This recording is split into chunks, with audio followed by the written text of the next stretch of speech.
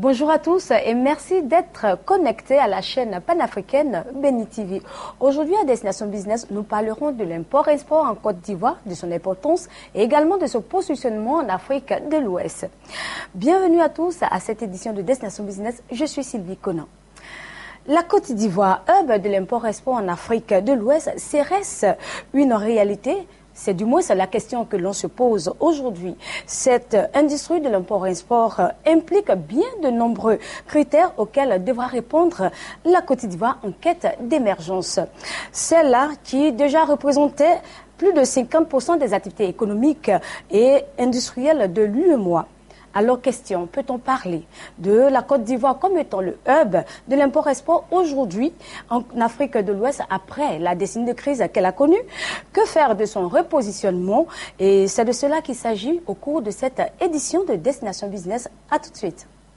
Suivez Destination Business. Destination Business. Une émission dynamique et d'actualité du moment en relation avec l'économie, le monde des affaires, le business, les grandes rencontres, les events, l'entrepreneuriat. Sur Béni TV, la chaîne panafricaine des bénédictions. Tout le lundi à 17h25.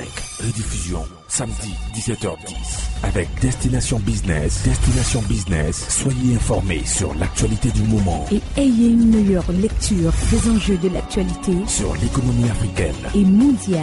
Infoline, plus 225 05 48 19 49 plus 225 49 29 85 60.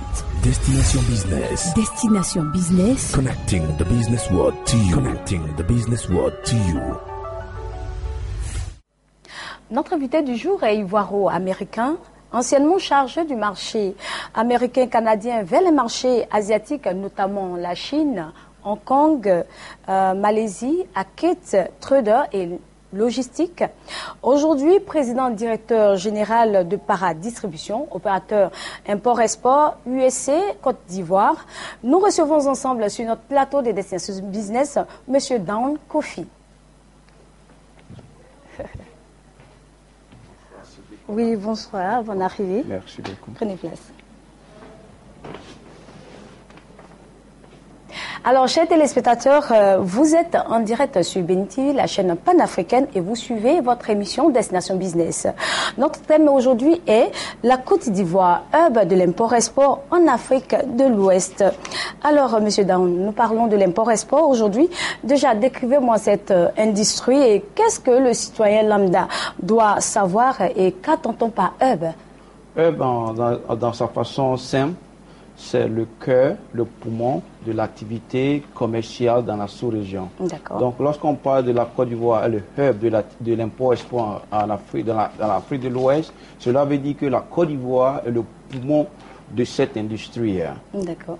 Donc, vu cette industrie qui rentre dans le cadre du commerce international, on peut définir que l'import, c'est l'achat des marchandises venant d'un pays A, d'un pays B à un pays A, qui est le cas de la Côte d'Ivoire, et l'exportation, qui est la vente de produits d'un pays A, qui est toujours la Côte d'Ivoire, vers un pays B, qui serait la France, les États-Unis, la Chine, la Malaisie et l'Asie. Donc, dans ce cas de figure, la Côte d'Ivoire est le poumon économique, est le cœur de l'économie de cette transaction internationale dans la sous-région. D'accord, ok, on va y arriver tout à l'heure. Alors, pour un citoyen lambda, quelqu'un qui veut côtoyer cette industrie, à quoi doit-il s'attendre? À ce niveau, cette industrie est très ouverte. D'accord. Parce que lorsqu'on parle d'import-export, c'est tout un ensemble de transactions commerciales, mais qui touchent plus le niveau international. Nous pouvons avoir des transactions dans la sous-région, la Côte d'Ivoire se porte très bien, et également des transactions à l'extérieur de la Côte d'Ivoire, à savoir avec les grandes puissances, les pays occidentaux et les pays de l'Asie.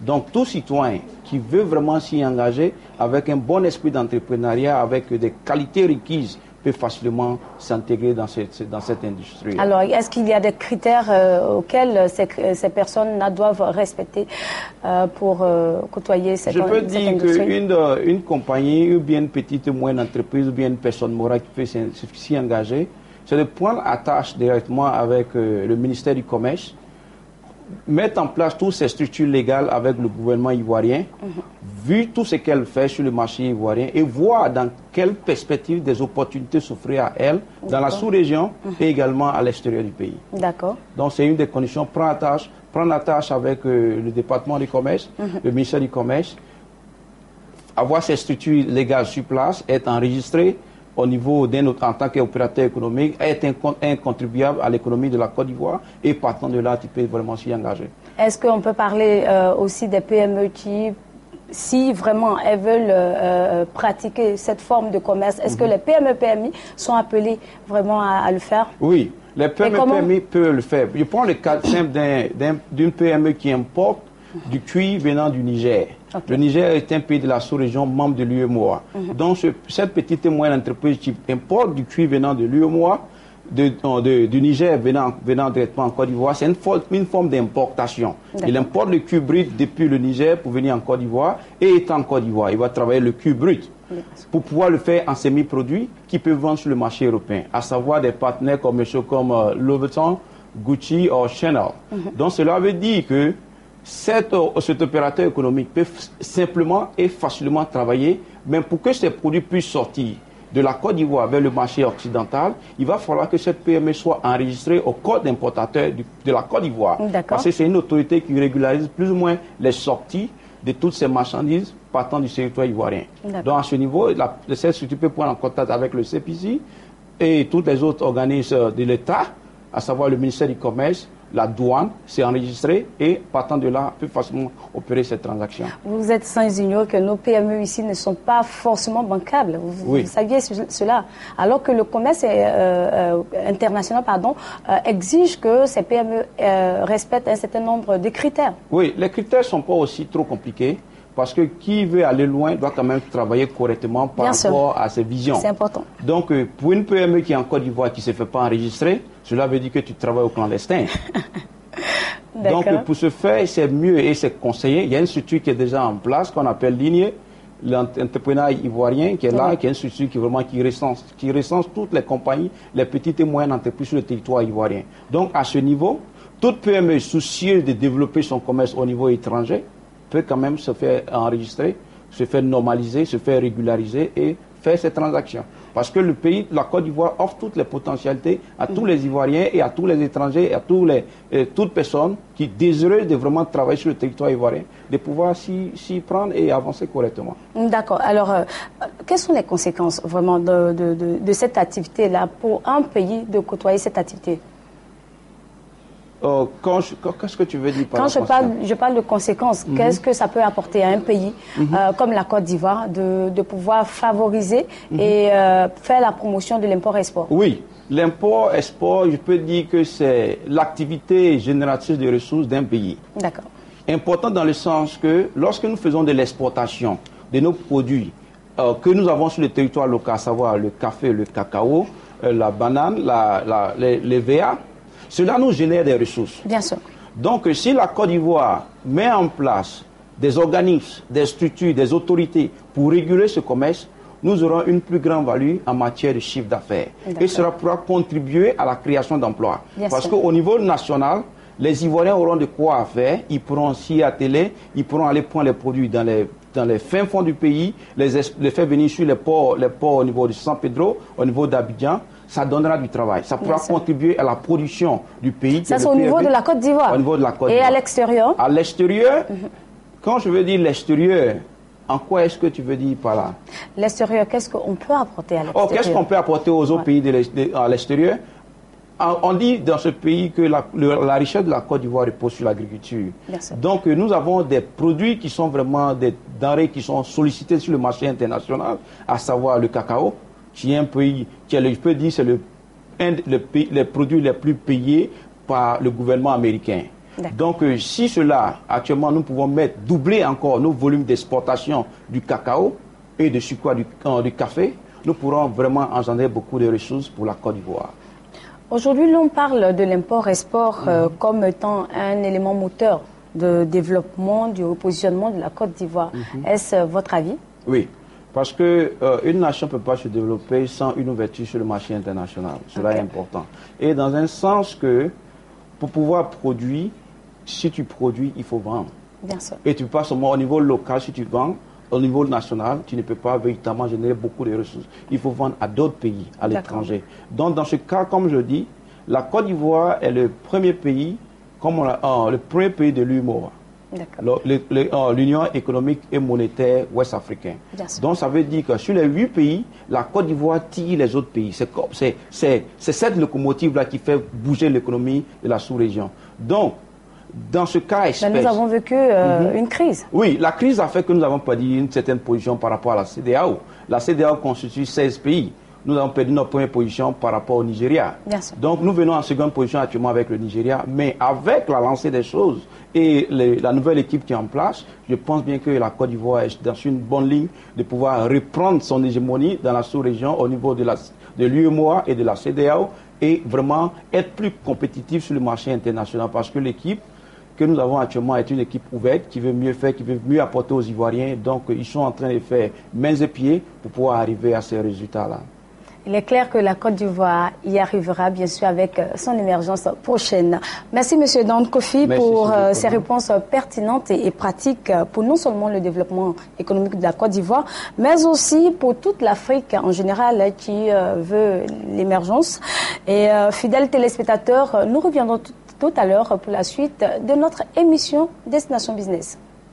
Suivez Destination Business. Destination Business. Une émission dynamique et d'actualité du moment en relation avec l'économie, le monde des affaires, le business, les grandes rencontres, les events, l'entrepreneuriat. Sur Béni TV, la chaîne panafricaine des bénédictions. Tout le lundi à 17h25. Rediffusion samedi 17h10. Avec Destination Business. Destination Business, soyez informés sur l'actualité du moment. Et ayez une meilleure lecture des enjeux de l'actualité sur l'économie africaine et mondiale. Infoline, plus 225 05 48 19 49 plus 225 49 29 85 60. Destination Business. Destination Business. Connecting the business world to you. Connecting the business world to you. Il est dit que le développement d'un pays repose sur le secteur privé. Je veux parler également des activités des PME-PMI. À votre avis, est-ce que les PME-PMI aujourd'hui en Côte d'Ivoire sont vraiment outillés à pouvoir répondre à ces critères-là que demande cette activité? Je vais parler de l'import-export. Oui, un élément que je vais vraiment souligner. Toute PME-PMI qui travaille toujours dans la clandestinité, de façon cachée, doit venir en surface. Parce que tu ne peux pas être compétitif sur un marché si tu n'es pas officiellement reconnu par les autorités de ce pays-là. Donc, pour un premier point, toutes les PME-PMI doivent venir en surface, se faire identifier, se faire connaître. Et vu cela, le gouvernement sera en mesure de mettre en place des structures techniques pour pouvoir les assister. Nous avons parlé, en gros, de comment avoir un crédit financier par rapport aux PME-PMI. Cela est important parce que tu peux travailler, tu peux être à court de ressources financières, mais si tu es déjà identifié et qu'il y a une structure bancaire en place pour pouvoir t'accompagner dans ta capacité de production et de vente, tu pourras facilement bénéficier et compétir. Donc, c'est important pour que ces PME-PMI puissent se faire identifier. Qu'en est-il de l'expérience américaine? Oui, je peux dire que l'Amérique, sa force économique est basée sur les PME-PMI. Et le gouvernement américain a mis sur place the Small Business Administration. C'est une structure qui travaille avec le gouvernement fédéral à Washington, D.C. et qui prend en place toutes les mesures. Toutes les PME sont enregistrées dans chaque gouvernement local. Au niveau de la Californie, les PME sont enregistrées. Au niveau de Georgia, partout dans les 50 États des États-Unis. Et ces PME travaillent pour produire pour le pays et consommer également pour le pays. Donc l'économie bouge bien. Je prends un schéma simple. Si aujourd'hui nous sommes 10 citoyens ivoiriens et que nous donnons chacun donne 4 emplois à un Ivoirien, ça fait déjà 40 emplois. Si nous ne plusieurs pas par le million, ça fait déjà 40 millions d'emplois. Cela crée une force de consommation, une force de production au niveau local et au niveau externe. C'est-à-dire le marché sous-régional et le marché international, nous pouvons vraiment vendre et tirer des profits pour pouvoir faire avancer notre économie. C'est de cela que vit, je crois, les grandes puissances comme les États-Unis. Toujours sur les petites et moyennes entreprises qui sont très organisées, très structurées, qui sont reconnues et qui travaillent correctement. Et ils participent au paiement des impôts. D'accord. Qu'est-ce que vous proposez alors pour notre gouvernement ivoirien? Oui, pour le gouvernement ivoirien, je pense bien que la politique dirigée vers les PME-PMI, parce que c'est ce secteur-là qui dirige l'économie de toute nation. Mais on n'a pas encore pris la pleine mesure que ces entreprises, ces petites et moyennes entreprises qui tirent vraiment le pays. Oui, parce que aussi, il faut, comme je l'ai souligné, aussi il faut dire que les PME-PMI préfèrent travailler au niveau artisanal. Et lorsque tu travailles au niveau artisanal, tu seras toujours dans ton petit recoin et tu ne pourrais pas véritablement aller de l'avant. Si ces PME vraiment s'ouvrent sur le territoire local, je pense bien qu'elle pourra vraiment diriger l'économie ivoirienne. Mais qu'est-ce que les autorités doivent faire? Les autorités doivent envoyer des politiques, ils doivent envoyer des experts qui vont faire ce travail de communication à leur niveau. C'est-à-dire que tout ce qui sera pris dans nos offices ici, au niveau des ministères, doit être sur la table de ces PME, PMI.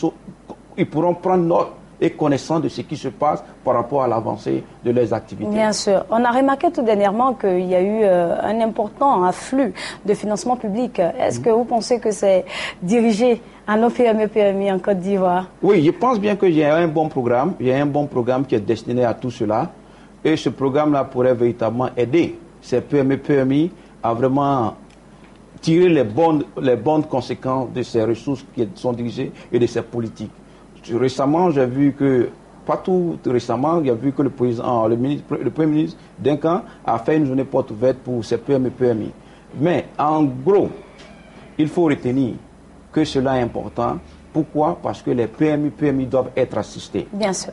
Ils doivent véritablement être assistés. On doit leur apporter l'assistance technique. On doit leur faire voir les opportunités qui s'offrent à elles pour qu'elles puissent véritablement se réorganiser au niveau interne et compétir sur le marché global. Alors, compétir sur le marché global, mais nous avons cette expérience-là des grandes entreprises qui traitent avec les grandes entreprises. Quand je parle de grandes entreprises, je parle des entreprises étrangères qui sous-traitent directement avec les grandes entreprises. Comment on peut passer d'une grande entreprise à une petite entreprise en Côte d'Ivoire, par exemple? Le problème véritable, c'est que cette petite entreprise ne veut pas sortir, ne veut pas se faire identifier. Parce que tant que tu ne veux pas identifier, comment est-ce que je pourrais te connaître? C'est ça. Maintenant, si tu te fais identifier et que je sais comment tu travailles, s'il y a des défaillances, je peux t'envoyer des assistants, on peut te suivre de près pour que tu puisses t'améliorer dans le temps. Mais si tu ne réponds pas à certains critères de normes, de qualité, de standards de travail, je ne pourrais pas te faire affaire avec toi. Parce que nous convergeons tous vers la qualité de tout ce que nous faisons. Donc, il nous faut avoir des petites et moyennes entreprises qui sont déjà identifiées, capables de pouvoir répondre à certaines normes des grandes compagnies. Si tu es petit et que tu travailles correctement, les gens travailleront tout le temps. Ok, à vous entendre parler, il y a quelques failles au niveau des entrepreneurs ivoiriens. Qu'est-ce qu'on doit faire? Oui, au niveau des entrepreneurs ivoiriens, je leur dis toujours, nous sommes dans un secteur informel, nous sommes des pays en voie de développement, nous parlons d'émergence, ce sera une réalité si chacun décide d'apporter sa contribution à la nation. L'État ivoirien ne peut pas tout faire. Aux États-Unis, l'État américain ne fait pas tout. L'État met en place des structures, des lois, des régulations afin que tout le monde puisse compétir. Mais cela part de la volonté des citoyens qui doivent participer à leur économie, à l'économie de leur pays. Donc à tout entrepreneur ivoirien, je leur demande de pouvoir sortir de leur petit point carré et de revenir en surface pour pouvoir aider l'économie ivoirienne à avancer. Quelle serait donc la part de l'État alors? L'État doit mettre en place des structures et des régulations pour pouvoir leur permettre de facilement travailler sur le territoire ivoirien. Et il y a le CPC qui est là, qui travaille correctement. J'ai été plusieurs fois au CPC. C'est une structure de l'État qu'on appelle le guichet unique, qui travaille pour la promotion de toutes et petites moyennes entreprises sur le territoire ivoirien. D'accord. Alors, M. Dan Kofi, l'actualité du moment, c'est que tous les pays veulent vendre à d'autres pays, mais les normes et les critères sont tels que c'est difficile d'accéder aux marchés internationaux. Qu'est-ce que l'on peut faire à ce niveau? Oui, à ce niveau, je pense bien que l'Amérique a déjà mis en place l'AGOA, qui est le African Growth Opportunity Act, qui permet à tout pays africain de pouvoir vendre ses produits sur le marché américain tout en respectant les normes de qualité, de standards, de labels et de certification. Donc à ce niveau-là, pour pouvoir participer au programme AGOA, il te faut vraiment répondre à ces critères que s'est imposé le gouvernement américain. Ça c'est un. De deux, l'Afrique est le continent qui est en pleine croissance économique. Après l'Asie, vient en deuxième position l'Afrique. Et tous les décideurs et tous les Occidentaux le savent. C'est pourquoi aujourd'hui l'Afrique est plus sollicitée par tous ces Occidentaux, vu nos ressources, nos capital humain qu'il faut développer. Parce que nous sommes encore un État vierge. La compétition en Afrique n'est pas aussi trop agressive comme on le voit dans les pays occidentaux. Donc, pour ce faire, c'est une actualité. Le gouvernement américain a mis en place le Doing Business in Africa, le DBA. Donc, c'est important de pouvoir travailler avec tous les pays de l'Afrique et en l'occurrence les pays par rapport aux secteurs régionaux.